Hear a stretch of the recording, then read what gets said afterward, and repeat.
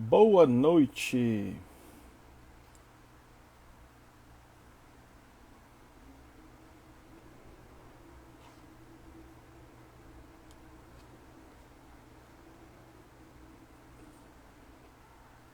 Boa noite, pessoal.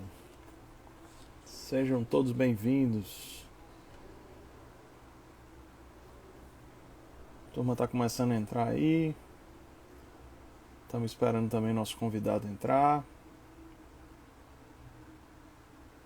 Sheila, Margarida, Beth, Maria.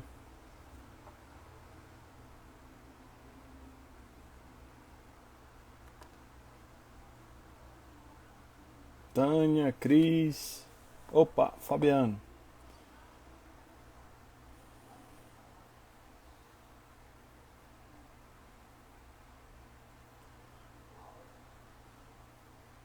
Fabiano, tem uma opção aí que é você fazer parte da live.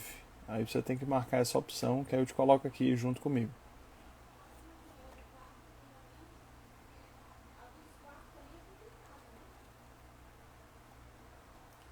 Turma do GAV aí, boa noite.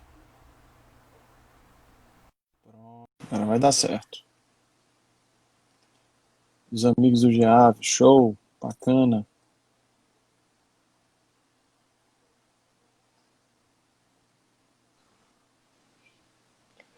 Boa Ô, noite. Opa, boa noite, Fabiano, tudo bom?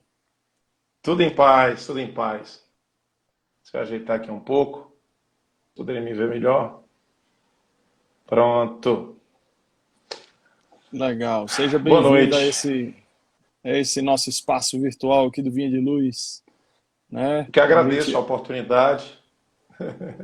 bacana, a gente migrou, hoje está tudo virtual, né? A gente está migrando também, as coisas do Vinha hoje está tudo digital. Inclusive a gente tá sem sede, né? A gente mudou agora recentemente. É, vou depois vou dar um spoiler aqui para quem já está online, mas a gente tá vendo a possibilidade de uma sede própria.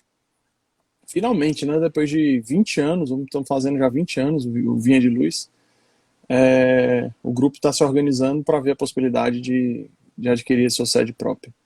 Então vai ser uma coisa muito bacana para todos nós, inclusive para a gente pensar em expandir os projetos, aumentar os projetos.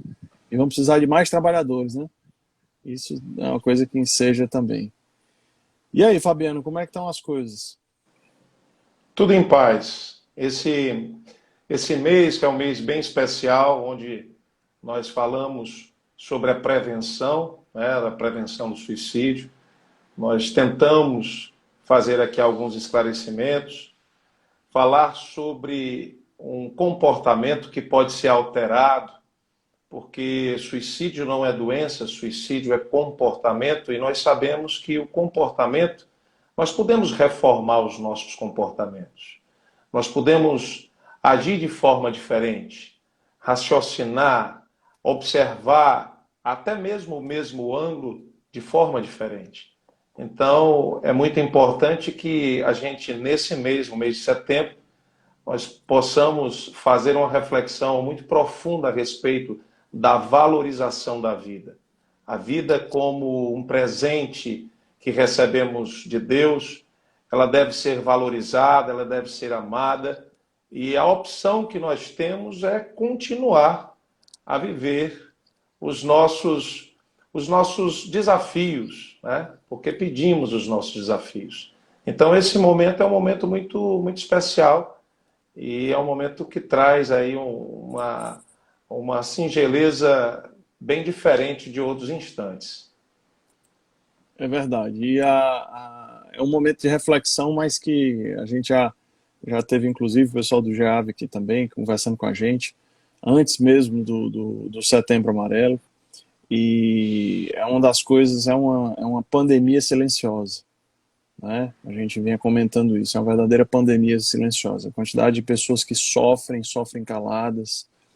Eu estava ouvindo hoje, por coincidência, um TEDx, né, de uma, eu não sei nem quem era direito, porque foi no podcast, às vezes a gente bota, né, vai um atrás do outro, a gente vai ouvindo, mas eu achei tão interessante, era uma pessoa ensinando como pedir.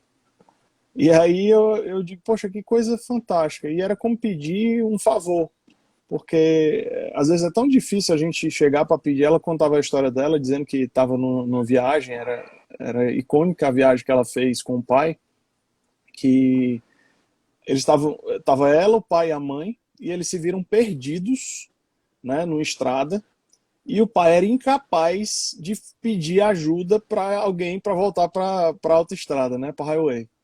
E aí a filha e a mãe, poxa, pai, mas pede ajuda. Eu disse, não, nós não estamos perdidos. Eu queria vir para cá, eu sempre quis conhecer esse lado aqui da estrada, né? A dificuldade que é a pessoa às vezes chegar para pedir, se sujeitar, se expor,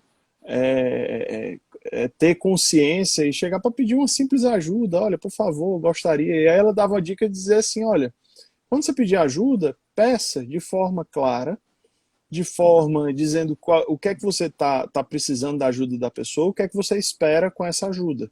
Porque a pessoa entendendo isso, fica muito mais fácil e a grande maioria das pessoas, ela dizia tem muita vontade de ajudar, só não sabem como. E na hora que você dar e receber, são os dois lados da mesma moeda. Você só consegue receber, você só consegue dar se tiver alguém para receber e vice-versa, né? Isso. Então, às Isso. vezes a gente... Inclusive, eu tenho até uma palestra que fala sobre dar e receber. Porque dar e receber, nem todo mundo sabe dar e nem todo mundo sabe receber. Essa construção de fluxo, ela não é fácil. Muitas pessoas, elas não conseguem entender que esse fluxo ele deve ser de mão dupla. Quando eu dou, aquele tem que estar apto a receber. E quando aquele recebe, e aquele que dá recebe muito mais do que entrega, né? Então, muitas vezes, quando nós nos deparamos com os nossos irmãos em ideação, né, em total desespero, eles não conseguem pedir ajuda. Nós temos que entender um pouco sobre a comunicação corporal, as microexpressões faciais, elas informam muito, porque aquele que está em sofrimento profundo, ele está literalmente perdido dentro de si, né? Então não consegue, ele pode multiplicar aí várias highways aí, ele está perdido e não consegue pedir ajuda, né? Ele não entende o drama que ele passa, ele não compreende o sofrimento profundo que ele está vivenciando, né? Então ele quer fugir daquilo, ele quer acabar com o sofrimento. Então, através dos equívocos é que os suicídios acontecem, né? Eu não consegui entender o que é dor, não consegui entender o que é sofrimento, porque dois sofrimentos são coisas bem distintas, né? O sofrimento, ele é psicosfera, é alma, e dor é corpo físico, né? Eu sempre falo e coloco uma imagem, quando eu falo sobre dois sofrimentos, eu coloco a imagem do Cristo e a imagem de Maria. E eu pergunto às pessoas, quem é que estava com dor nessa imagem? Quem está com dor na imagem? Geralmente as pessoas confundem Maria, Jesus, os dois, né? E aí eu falo que a dor é do Cristo, porque quem está sendo vilipendiado, quem está sendo espancado, quem foi crucificado até a morte foi o Cristo. Então Cristo teve dor. Aqueles pregos entraram no pulso do Cristo. Aquela coroa de espinhos, ela perfurou a cabeça do Cristo e o sangue escorreu pela sua fonte, né? E as pessoas, elas confundem essa questão da dor com o sofrimento. Agora, quem sofreu realmente foi Maria de Nazaré. Maria, por ver o seu filho lá naquela condição, né? O corpo físico dele sendo destruído e ela sem poder fazer nada. Então, é muito distinto. O que é dor e o que é sofrimento são coisas bem distintas. Para você ter ideia, esse sofrimento do Cristo, tem gente perguntando, quer dizer que Cristo não sofreu? Jesus sofreu, mas o sofrimento do Cristo não foi na cruz. O sofrimento do Cristo foi quando ele aceitou a missão de vir como um ser simples e obsoleto como nós. nós somos seres de 5 sentidos de percepção daquilo que nós achamos ser real. Jesus, quando aceita essa missão, o maior sofrimento do mestre foi redimensionar sua identidade energética. É um ser esplendoroso, de energia incomensurável. Ele teve que redimensionar a sua grandeza energética para comportar um corpo simples e obsoleto como o nosso corpo, né? Então, assim, o maior sofrimento de Jesus foi perceber que nessa missão ele deveria reduzir sua carga energética, né? Então, as pessoas que cometem o suicídio, elas muitas vezes elas misturam, elas confundem a dor com o sofrimento. Quem comete suicídio, ele não está querendo matar-se. Ele está querendo acabar com o sofrimento. Ele não está querendo destruir-se, né? Ele está querendo acabar com o sofrimento. E ele comete um ledo engano, que achando destruir o corpo físico, o sofrimento dele acabará. Nós somos seres eternos, nós não morremos, nós transmutamos para uma outra realidade, e quando acontece esse episódio, esses poderes, né? Eu li um livro um tempo atrás que falava sobre poderes, um livro yogi, que o nível mais acendrado, né, dessa percepção de si mesmo no corpo, o yogi diz que existem poderes no corpo. Esses poderes estão dispersos, né, nesse corpo. A alma, né, é o espírito na carne que se transforma em alma. Os poderes ficam dispersos no corpo. O poder da audição, o poder da visão, né, o poder do tato, do paladar, enfim, os 5 sentidos, os sensórios. E a partir do instante que acontece o desmembramento, que André Luiz sempre falava, o desmembramento da célula perispiritual, da célula orgânica, se chama aí a libertação da alma, né, do espírito cativo na gaiola de carne. Então, quando acontece o desencarne através do suicídio, existe uma convergência desses poderes de um único sentido e quintuplica-se esse sofrimento. Então, o ser que comete o suicídio, ele vai sofrer muito mais. E nós que temos essa compreensão, que nós que temos esse entendimento, nós temos que discutir, falar mais. Inclusive, a Organização Mundial da Saúde pede que falemos sobre prevenção do suicídio. Não é fazer apologia sobre a morte, sobre o ato de cometer a morte, não. Mas falar da valorização da vida.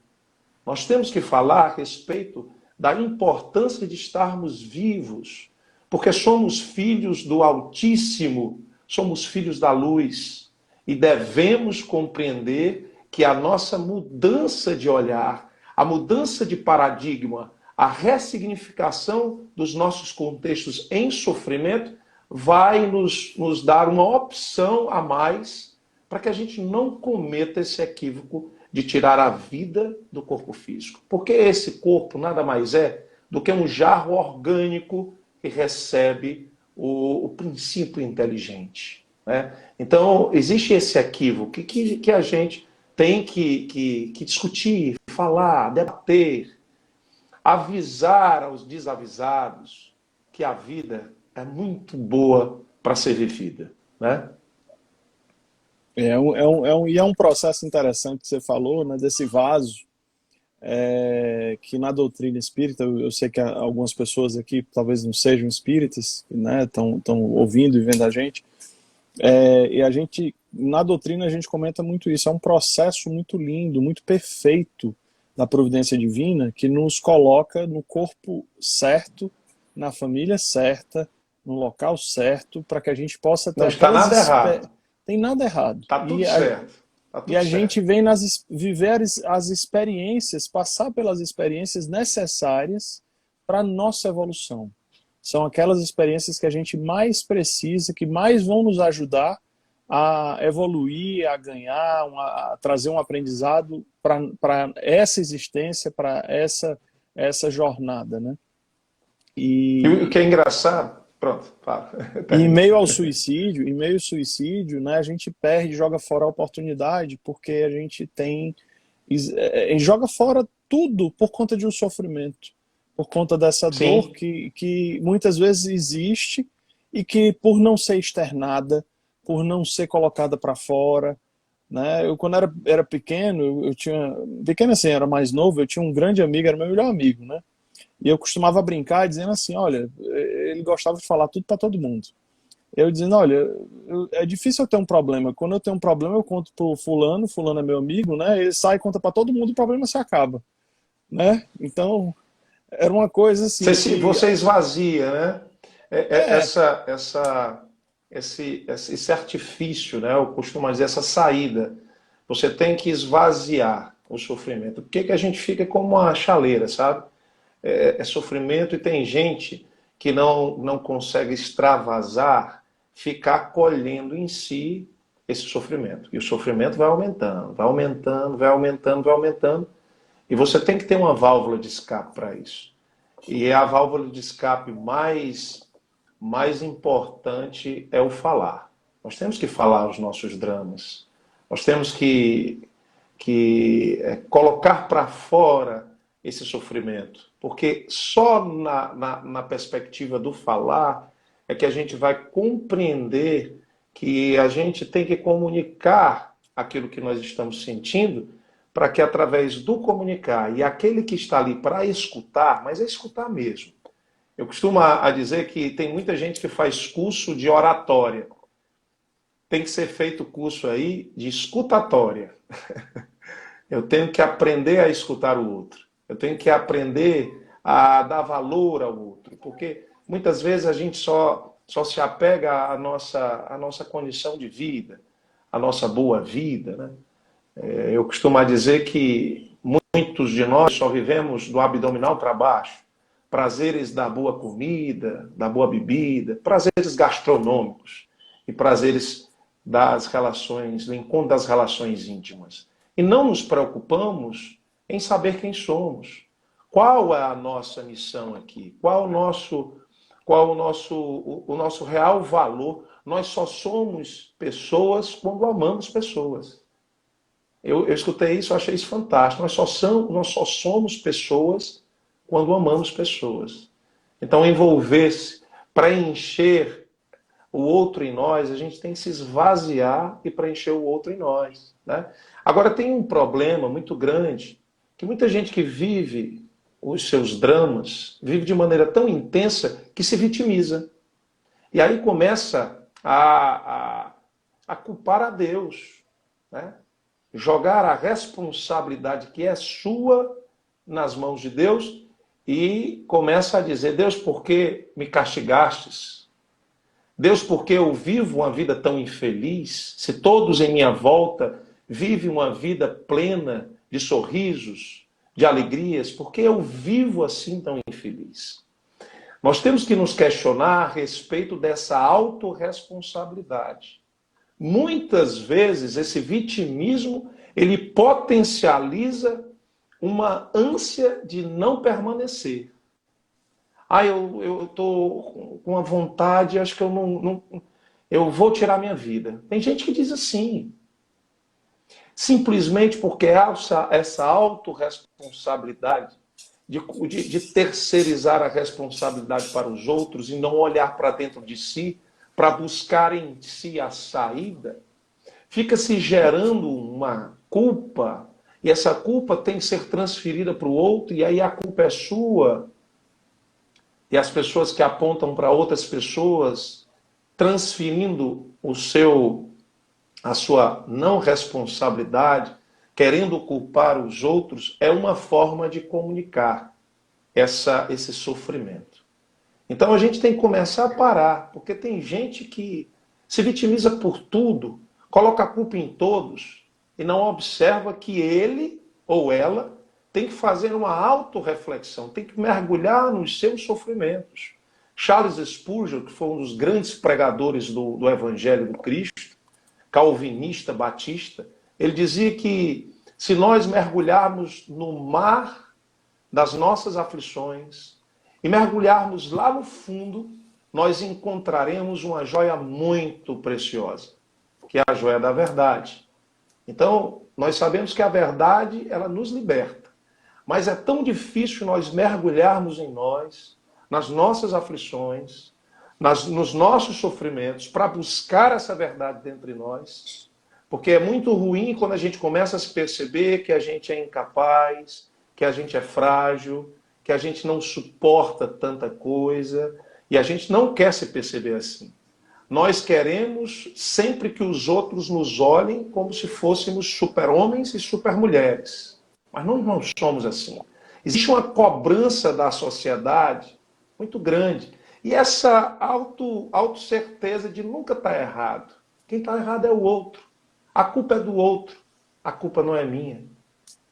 Só que chega um momento que essa pessoa ela dá um basta, sabe? Ela olha para si e diz, eu não aguento mais sofrer.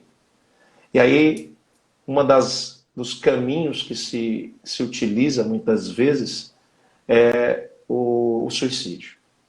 E nós sabemos que esse suicídio nada mais é do que aquele sofrimento que não está sendo percebido e nem está sendo compreendido naquela ótica, né, naquela visão que era para ter sido feita essa autoanálise, essa profundeza dos sentimentos. Porque quando eu começo a perceber que eu não tenho forças suficientes para sair desse drama interno, dessa dificuldade, quando o orgulho, quando a vaidade não é empecilho para mim, porque eu já amorteci esses sentimentos não nobres em mim, eu vou em busca do outro para que o outro me ajude.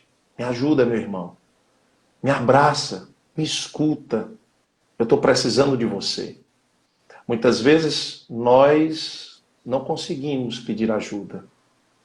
Porque Pode falar. Desculpa. E às vezes esse pedido de Não, pode falar. ajuda vem silencioso. Porque ele vem com ações, vem com a depressão, vem com atitudes fora do contexto, né? Que a pessoa vai começando a dar sinais ali, começa a ficar muito reclusa, às vezes muito fechada, né? Não é aquele pedido de ajuda direto, porque muitas vezes quando esse pedido existe, né? Antes fosse até melhor. Você estava comentando, né? Seria bom se tivesse tem oratório, o curso de oratório, era bom se tivesse o curso de escutatória para todo mundo também, né? Todo mundo buscasse. Existe mas é um pouco mais complexo, né? Mas que são pessoas que são treinadas para ouvir, que são os psicólogos, né? São pessoas extremamente preparadas para ouvir, extremamente preparadas para procurar ver as coisas exatamente por um prisma com embasamento científico, para entender, inclusive, coisas que nós não estamos preparados, para ver coisas que nós não entendemos, não compreendemos. Infelizmente, tem muitas pessoas que, quando alguém chega e diz, olha, eu estou para baixo, eu estou me sentindo mal, né? Eu não estou bem. Às vezes, quem está sentindo tudo isso, coloca até palavras simplórias frente ao que está sentindo. E escuta do outro lado, isso é besteira, acaba com isso, né? Negócio de depressão, isso não existe. Isso não existe depressão, isso é bobagem, coisa da tua cabeça. Né? Quando a gente sabe que são coisas que, infelizmente, são pensamentos que passam pela cabeça de quem está tendo, e não é hora de julgar, é hora de tentar ajudar a equilibrar as energias, a equilibrar os pensamentos, a equilibrar as ideias. Tem um livro que eu gosto muito, que é do Ryan Holiday, que ele estuda muito sobre o estoicismo. O ego é o inimigo, né? Não sei se você conhece esse livro, mas é uma leitura que eu recomendo demais. E ele fala muito isso, né? Que o ego grita para se manter no controle. Só que é um controle que tá por cima da gente, mesmo que essa coisa que a gente imagina, não vou pedir ajuda. O ego não comanda, não, deixa eu dominar. Eu estou errado, mas sou eu. Né? Então eu que mando em você, eu que mando na situação. Ah, mas está doendo, não importa. Eu quero continuar no comando. Se eu passar para alguém, se eu pedir ajuda para alguém, vai que eu perca esse comando. Então, o pathwork Desculpa, pode falar. Não, não, pode falar, pode completar. O pathwork da Eva Pierrakos, né, veio um guia espiritual também falar sobre isso, fala muito sobre essa questão. Tem um livro dela que eu confesso que eu não consegui terminar de ler, que é Não Temas o Mal, porque ela coloca o seguinte, olha, a gente tem que lutar com aquele lado sombra que tem dentro da gente, e a primeira condição que a gente tem para lutar é abraçar ele, é entender que ele existe e aceitar. Porque a gente, não, eu não sou egoísta, eu não sou orgulhoso, eu não sou malvado, eu não sou isso, eu não sou aquilo. Não, nós temos, infelizmente, ainda essas mazelas morais dentro da gente. E na hora que a gente entende que isso passa...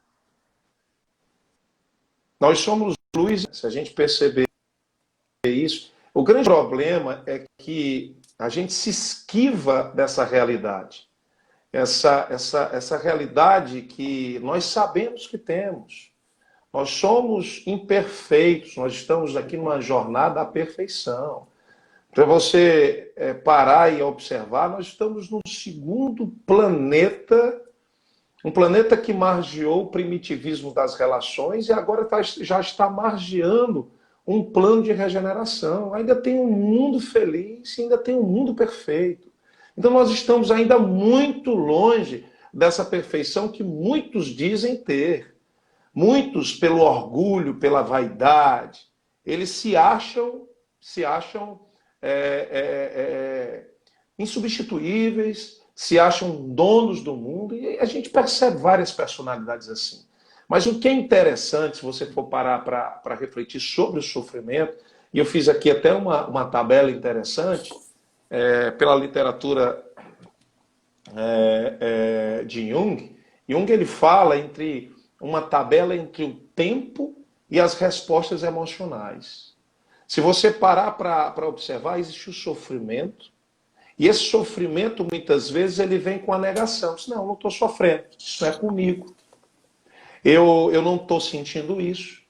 E por você negar esse sofrimento, você vai para um processo muito mais passivo dessa resposta emocional. E aí te traz a raiva e você começa a culpar o outro. A culpa é sua, você é culpado por isso, essa falta da autorresponsabilidade. Só que isso vai te fazer cair mais na passividade dessas reações emocionais. Aí tu entra na depressão. E na depressão, que é o fundo do poço, praticamente, você começa a dizer que o mundo não tem mais cor, não tem mais sabor. Você começa a se perceber e se odiar por existir naquela condição de sofrimento. Só que a grande maioria de nós, ela percebe que no fundo do poço tem uma mola, mas não são todos.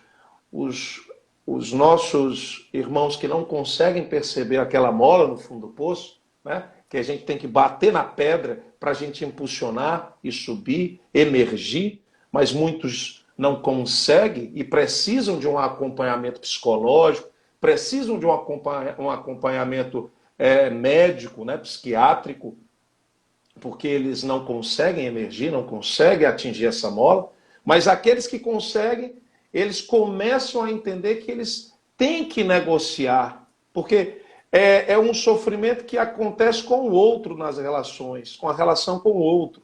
E aí, quando eu começo a negociar, você começa a dizer assim, olha, para eu sair dessa depressão, aquela relação, para mim, ela é muito cara e eu tenho que trazer aquela relação de volta. E aí, aquela negociação, eu faço qualquer coisa para ter você de volta, me perdoa, vai dar tudo certo dessa vez, certo? Então, quando você começa a entender que você depende do outro para ser feliz, é ação. E você literalmente emerge de uma linha temporal onde existem respostas emocionais no ativo e no passivo. Então você aceita, quando você aceita, você literalmente se reconhece. E aí você começa a se perceber que foi intransigente. E você começa a compreender que o outro também sente os mesmos sentimentos seus, que o outro também pode ser incomodado, que o outro também pode, em alguns instantes, sofrer como você sofre, né? Porque a gente sai dessa condição umbilical, sai dessa armadura do ego para perceber o outro, né? Então, esse sofrimento, muitas vezes, ele tem que ser percebido quando o irmão ou a irmã está naquele fundo do poço, não consegue impulsionar a mola para subir, ele comunica. Ele comunica não com as palavras, mas ele comunica assim, cabisbaixo, ele comunica escondido nos cantos, não participativo, ele comunica não se alimentando, ele comunica se escondendo da luz, ele comunica, inclusive, com palavras que não para aqueles que não têm aí a noção certa, não vai achar que ele está querendo desistir da vida. Ele diz assim, eu quero dormir e não acordar mais. Eu sou um fardo para a tua vida. Eu sou um lixo. Você já percebeu uma pessoa se colocar, se classificando como lixo? Então, a gente tem que observar, sabe, esse sofrimento nas pessoas. É por isso que nós que fazemos parte do GEAV, nós formamos os guardiões da vida. O guardião da vida nada mais é do que aquele que entende essa comunicação corporal, essa comunicação subliminar, sabe? Que sabe o que é uma catarse, o que é uma construção de vínculo, quais os níveis de ideação. São percepções fundamentais se você quer trabalhar com a prevenção do suicídio. Porque o sofrimento, muitas vezes, ele é como se fosse um iceberg, certo? A ponta do iceberg, que é esse sofrimento que você vê, sabe? Essa é a ponta do iceberg. Mas abaixo tem um sofrimento que a pessoa não falou sobre, sabe? Que a pessoa não conseguiu te falar sobre.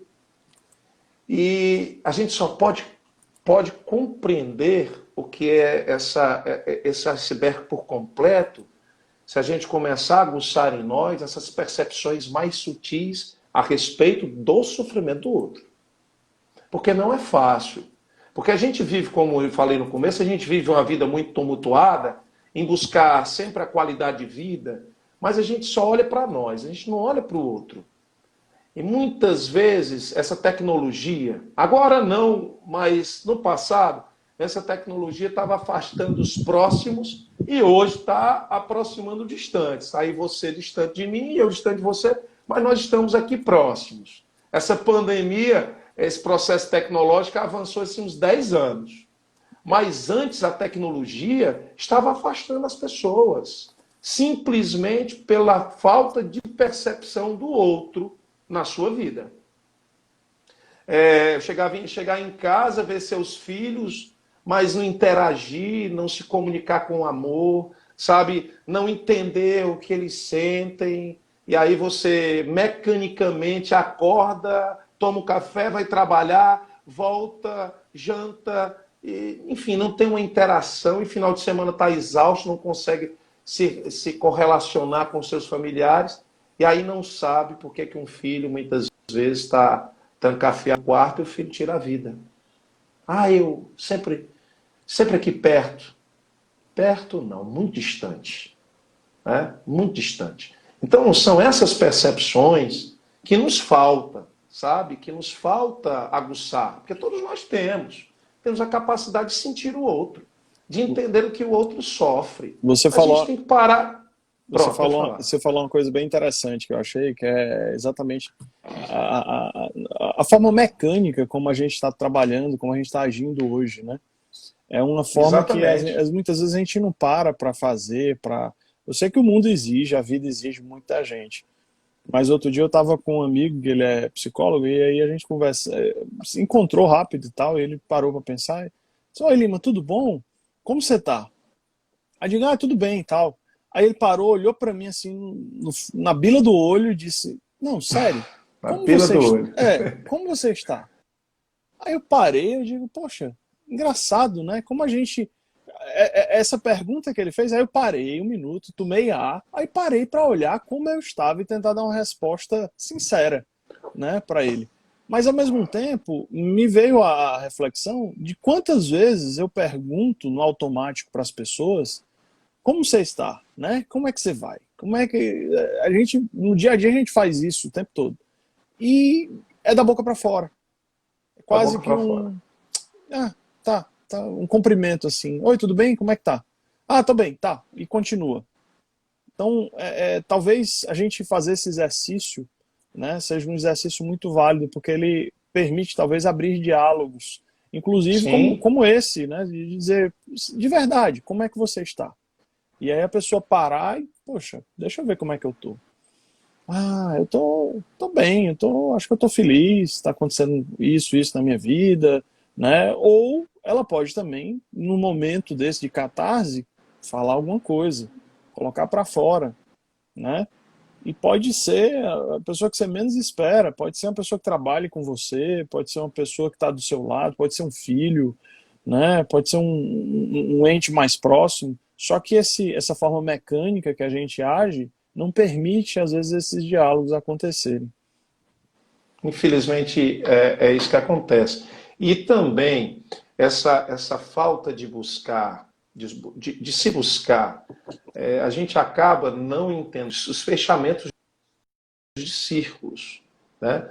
É preciso que a gente perceba quando essa fase da vida ela termina, porque novas fases continuar, aliás, iniciarão, mas eu tenho que fechar um círculo para começar um outro.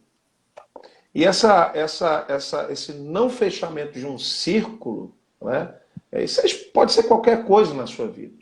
Isso vai te deixando assim muito distante da compreensão do teu sofrimento. Porque quando eu começo a compreender onde foi o nascedor desse sofrimento, por onde ele percorreu, eu tenho a certeza absoluta que eu farei algo para que ele possa acabar. É a mudança de conduta, é a mudança de paradigma, é a mudança de olhar. É olhar o sofrimento não como uma vitimização, mas como um aprendizado. Eu estou aprendendo com os meus dramas. Eu estou aprendendo com as minhas circunstâncias. E aí, o que é que acontece?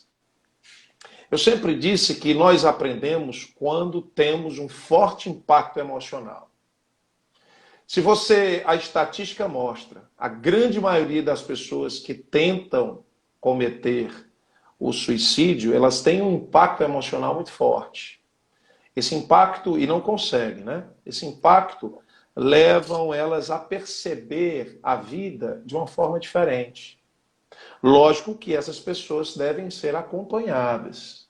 Elas devem ter um acompanhamento psicológico, elas devem ter um acompanhamento psiquiátrico, né? Mas muitas vezes nós nos deparamos com esses fortes impactos emocionais modificando as nossas vidas. Vou te dar um exemplo aqui. A pessoa que passou por um acidente e sobreviveu a um acidente, ela passa a valorizar a vida dela de uma forma completamente diferente. A mesma coisa de uma doença. A pessoa teve uma doença. Costuma haver pessoas que eram fumantes inveterados, né, fumantes compulsivos, quando passam por um problema de saúde que se recuperam, sabem que o cigarro foi o causador daquele sofrimento, eles não fumam mais. Mas muitos de nós, quando recebemos esse impacto emocional, infelizmente, acontece o desencarne, né? Então, esse aprendizado, ele deve ser consciencioso. Eu tenho que ter a consciência que esses ciclos da minha vida, eles devem fechar, porque se eu não tiver essa consciência, eu não vou conseguir superar esses meus dramas, eu não vou conseguir superar esses meus sofrimentos. Sofrer é muito natural, nós estamos aqui para sofrer mesmo, porque nós aprendemos com os nossos sofrimentos. Mas permanecer sofrendo, se lastimando pelo aquilo que aconteceu e se projetando no futuro de maneira pejorativa a respeito da sua própria imagem, não vivendo hoje, isso isso causa um dano muito grande. E principalmente, essas pessoas potencializam esses sofrimentos de uma forma onde elas se equivocam e acham que tirar a vida, elas estariam acabando com o sofrimento. Eu não consegui viver o hoje porque me joguei num futuro que não existe, me colocando de maneira muito ruim, diminuindo essa minha potência e pensando num passado glorioso que eu vivi. Se o que aconteceu hoje aconteceu, ele já passou. A gente tem que começar a entender que os nossos dramas, eles devem ser compreendidos, as nossas impossibilidades devem ser aceitas por nós para que a gente possa fechar esse ciclo de sofrimento. Para que um novo ciclo de coisas boas e maravilhosas, porque aquele sofrimento, daquele ciclo que foi fechado, te ensinou a não sofrer mais, a caminhar de uma forma diferente, a sentir de uma forma diferente e a ver as coisas não como vitimismo, mas sim como uma oportunidade de aprender. Se a gente conseguir ter essa consciência, despertar essa consciência a respeito da nossa existência, isso vai ser fantástico, sabe? Tem um escritor que chama-se Bernard Stamanteras, que ele fala, tem até aqui eu gravei isso, nunca esqueçamos as experiências vividas. Tudo que amamos profundamente se transforma em parte de nós mesmos. E aí a pergunta que não quer calar, o que é que você ama para que aquilo possa ser parte de você? Ou aquilo que você está amando é supérfluo e o supérfluo não pode fazer parte de nós. O supérfluo não pode fazer parte de nós. Qual é a tua proposta de viver? Qual é o teu projeto de viver? Qual é o teu propósito de viver? Tá no, Ninguém vive para sofrer eternamente. tá no Ninguém vive Evangelho, para né? sofrer. Está Essa no Evangelho. colocação, diz, olha, o que é que você ama, né? Observe o que você ama, lá provavelmente está a sua mente e o seu coração, né? Isso, Observe isso. isso. E o universo, ele é muito sábio, né, Fabiano? É interessante isso, você estava refletindo o que você estava colocando, falando. Essas situações que às vezes são tidas como situações vexatórias, né, marcos, às vezes, de sofrimento, é um acidente, é uma situação bem difícil que o indivíduo passa, que a pessoa passa. Só que o sofrimento, ele não vem de graça. O universo não Não. bota a gente para sofrer, não. Vou pegar aqui né, você, não estou fazendo nada, vou botar você para sofrer de graça. Não é, né? O universo, quando ele coloca isso, geralmente é para fazer com que a gente mude a nossa linha de ação. Para fazer isso que você está colocando aí, é gerar uma reflexão, gerar uma mudança de conduta, às vezes uma mudança de pensamento, de interpretação. E uma das chaves que eu assim, li em alguns livros, e é engraçado como isso de repetidas vezes já vi colocados de forma diferente. Platão dizia, não importa os fatos em si, mas sim a interpretação que nós damos aos fatos, né? Então, acontecer um sofrimento, você pode se lastimar, você pode reclamar, você pode olhar para Deus e dizer, ô Deus, né? Por que aconteceu isso comigo? Por que você olhou para mim, né? A parábola a historinha lá do Pegadas na Areia, né? Que estava segurando, na hora de mais sofrimento, só olhou para trás, só viu uma pegada na areia, que estava carregando, Jesus estava carregando a pessoa nos braços. Então, quando aconteceu uma situação difícil, quando aconteceu uma situação realmente que coloca em xeque muitas coisas, eu acho que vale a pena a gente lançar sempre a seguinte pergunta: o que é que o universo está tentando me comunicar? Qual é o aprendizado que eu preciso aprender que eu ainda não aprendi? E por isso veio essa situação. Por isso veio essa condição aqui, às vezes de forma dolorosa, né? Mas no sentido que eu possa aprender alguma coisa. E infelizmente, quando a gente não escuta, quando a gente não tem a acuidade sensorial para isso, quando a gente não está conectado na nossa melhoria, na reforma íntima, está preocupado às vezes colocando o nosso sentimento, o nosso amor nas coisas materiais, e aí vê às vezes uma empresa falindo, né? Ou vê uma pessoa indo embora, uma pessoa para quem você depositou muita esperança, indo embora, saindo da sua vida, e aí começa uma situação difícil, onde a pessoa não, se ela não para pensar o que é que aconteceu, o que é que ela poderia ter feito de diferente, e muitas vezes não é uma coisa que acontece assim, bum. São vários sinais que vão sendo dados, né? São várias situações, às vezes até menores, pequenas, que vão acontecendo, e aí você não vai olhando, você não vai percebendo, e você vai deixando aquilo, vai virando uma bola de neve. Quando você menos espera, você diz, de repente. Poxa, será que existe de repente? As situações não acontecem de repente, elas são criadas, existe uma evolução.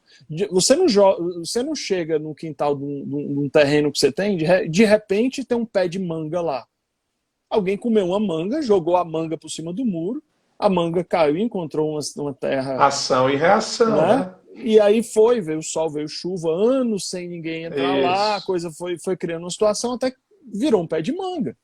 Então, É porque o grande problema das pessoas, elas querem a coisa pronta, sabe? Na caixinha. Nós que somos reencarnacionistas, nós temos que entender que nós viemos de experiências múltiplas, nós somos seres plurais. Nós vivemos de contextos no pretérito.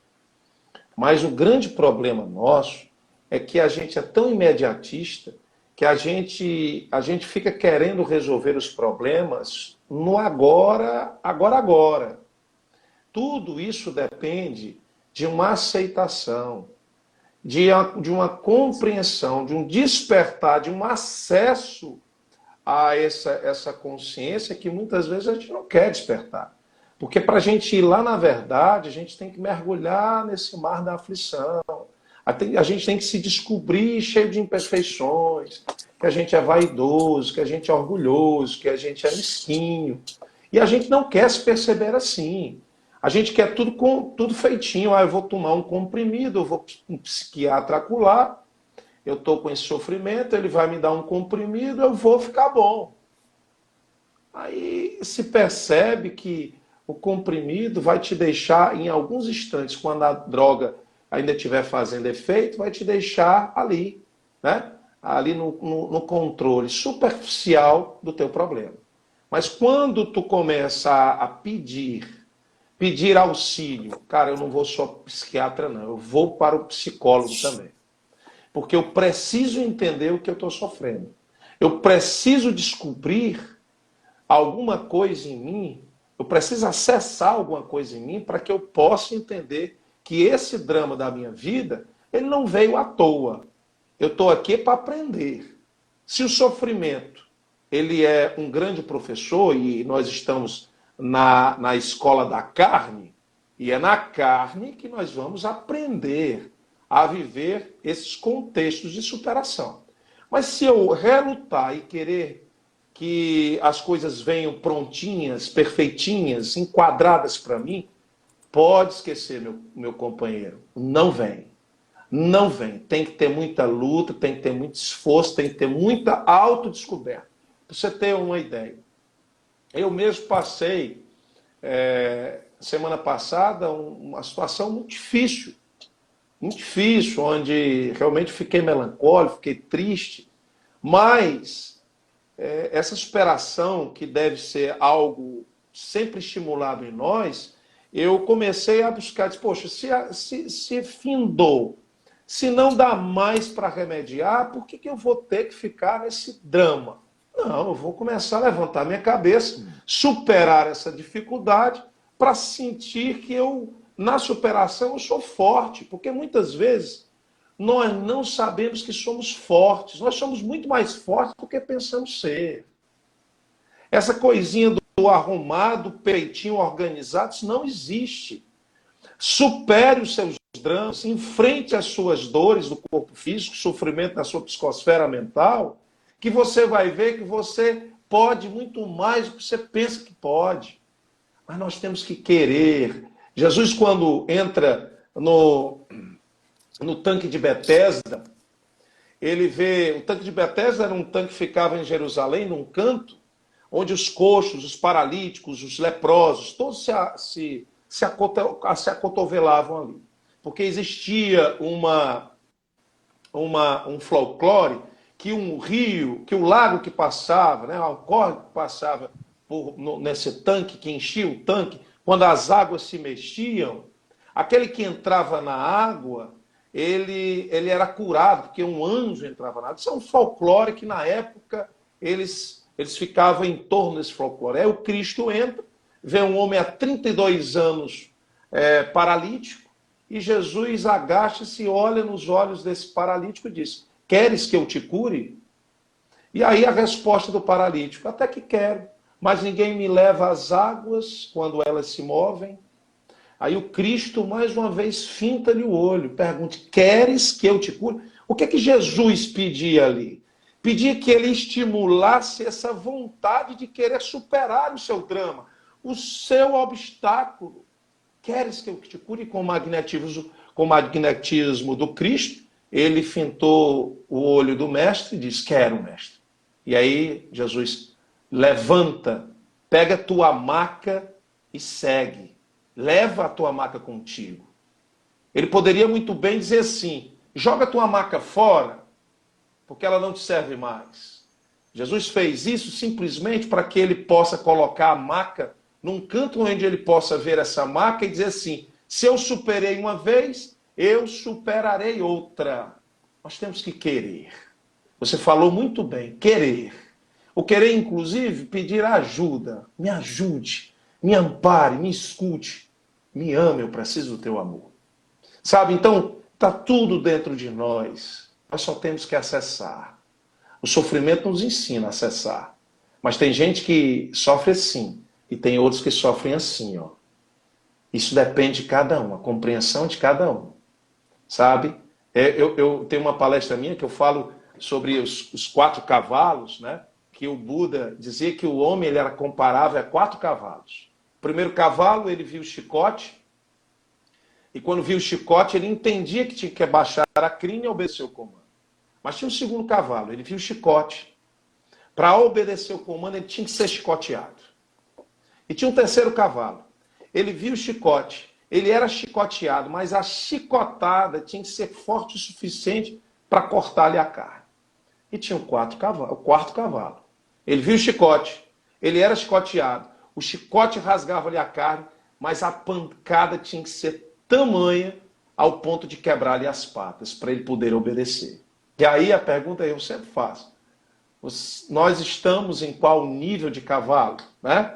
Porque o sofrimento ele te ensina, mas uns aprendem só com beliscão e outros aprendem assim, quebrando as patas ou quebrando a cara no chão, né? Quantas vezes os nossos pais disseram: olha, não vai por aí não, que tu vai se arrepender. E a gente vai e faz, sabe?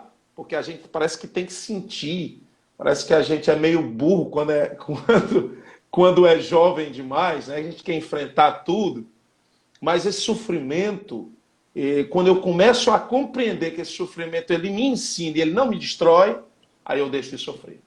Aí eu deixo literalmente de sofrer. E aí, aprendendo com as nossas dores do corpo e sofrimentos na alma, a gente vai ser bem mais feliz do que a gente está hoje. Mas tem que acessar essa compreensão. Tem que acessar esse conteúdo. Cada um tem que fazer a sua parte, tem que querer, né? Sim, cada um tem que fazer a sua parte. Se não faz feito aquela piada do sujeito que vivia orando, pedindo a Deus para ganhar na Mega Sena, né? Mas não jogava. Aí um dia Mas vem não aquela jogava. compra o bilhete, né? Pô, compra o bilhete. né? Não Então, jogava. tem que comprar o bilhete, tem que querer, tem que fazer alguma coisa. Às tem vezes... que apostar em si, sabe? Tem que apostar em si. A gente tem que apostar na gente. Eu vou repetir aqui para quem está nos acompanhando, nós somos muito mais fortes do que achamos ser. Nós superamos qualquer dor, qualquer sofrimento. Existem histórias aqui, o tempo não vai dar, mas histórias de superação de pessoas que são deficientes, inclusive deficientes mentais, participando de maratonas, participando de eventos que muitas pessoas sãs, fisicamente sãs, se acham incapazes de participar. Então, a gente vai se abater pelas dificuldades, Esse momento que muitas vezes a gente está nessa inquietação porque o sofrimento está grande demais, aí eu vou desistir de viver. Não, olha para o teu parente, olha para o teu... Ah, não tem um parente. Você tem alguém. E se você não tiver parente, se você não tiver alguém, tem uma rede de proteção fantástica que pode te amparar, sabe? De forma, inclusive, gratuita. Né? Tem uma equipe de pessoas que estão aí para simplesmente te dar um suporte para que você possa viver. Tirar a vida não é resposta feliz. Tirar a vida é resposta de muita tristeza, de muito mais sofrimento. Porque quem tira a vida não está tirando só a sua vida, está tirando a oportunidade daquelas pessoas de te amar, tirando a oportunidade daquelas pessoas conviver contigo e demonstrar o amor e o sentimento fraternal que elas têm por você. O retirar a vida do corpo não é uma saída. É um grande desespero que amplifica muito mais esse sofrimento. O espírito ele entra num processo de sofrimento quando deixa o corpo gigantesco, né? É uma condição que não, é indescritível. Existem alguns livros dentro da literatura espírita, um deles é a Memória Memória de um Suicida, Isso. da Ivone Pereira. É um livro muito Fantástico, denso, muito fantástico. denso, uma lição maravilhosa. Deixa eu só agradecer aqui. Tem uma turma boa aqui. Tem a minha amiga Gláucia que veio, sabe? Tem a Cristina que fez o comentário. A Mariana, lá do município que eu amo demais, Santa Quitéria, sabe? Tem uma turma bacana. Tem a Fatinha, sabe? Pessoal que veio. Tem o Hélio. Fantástico, pessoal. Muito bom estar com vocês aqui, participando dessa discussão bastante proveitosa, né? Que as pessoas... A gente tem que discutir mais isso, né? A gente tem que falar de vida, tem que falar de amor, a gente tem que falar de superação, a gente tem que falar de enfrentamento, a gente tem que enfrentar as nossas dificuldades, né? A gente não pode desistir de viver, a gente tem que continuar. É superação sempre, sabe? E às vezes a compra do bilhete é conversar. A compra do bilhete, né, para sair da condição, é pedir ajuda, chegar para um amigo, chegar para um parente, para uma pessoa querida, tentar conversar um pouco, falar como está se sentindo. Às vezes o que passa na cabeça da pessoa é que não tem cura, que não tem saída, que não tem condições, né? São tantas as condições que a gente nem imagina. Muitas. Inclusive até desequilíbrios orgânicos, como carências de vitaminas, né, que podem levar a sensações terríveis de neuroses, falta, por exemplo, de vitamina B12. Eu estava vendo que pode inclusive levar, por exemplo, a depressão, pode levar, e são gatilhos. E existem outros problemas, né? Existem outras síndromes. Tem a síndrome de borderline, tem síndrome do pânico, tem o próprio, as drogas, o alcoolismo, são estimulantes do desencorajamento da vida, né? Existem alguns costumes e alguns fatores protetivos que são fundamentais, né? Um hábito de fazer esporte, é um costume salutar, sabe? E tem muita coisa. É porque vai dar 9 horas, né? Eu estou vendo aqui, nós temos 1 minuto e 20 aqui de considerações finais. Pode falar aí, Fabiano. Considerações meu irmão, finais, meu fantástico amigo. poder falar sobre a vida, falar sobre progressividade da esperança. Eu sou um grande entusiasta nessa fala que a gente faz todos os dias, que a gente não se percebe estar falando, que é a superação. Nós superamos desafios constantes. Nós enfrentamos os nossos dramas constantemente. Então, eu quero deixar um beijo para vocês e estamos aí para novas discussões. Tá bom? Grande abraço. Tá, joia. Muito e abraço obrigado para os meus amigos aí também. Estão perguntando o nome do livro. É Memórias de um Suicida, tá? Memórias de um Suicida. É um livro denso da Ivone Pereira, é fácil de encontrar. Pessoal, muito obrigado pela audiência. Fabiano, obrigado por aceitar o nosso convite. Valeu. o pessoal do GEAV, a Tânia está aqui agradecendo também por nos atender tão de última hora, né? Teve um imprevisto aí com outro palestrante, mas a gente estava precisando também ressaltar isso nesse setembro. Agradecer ao Gray também.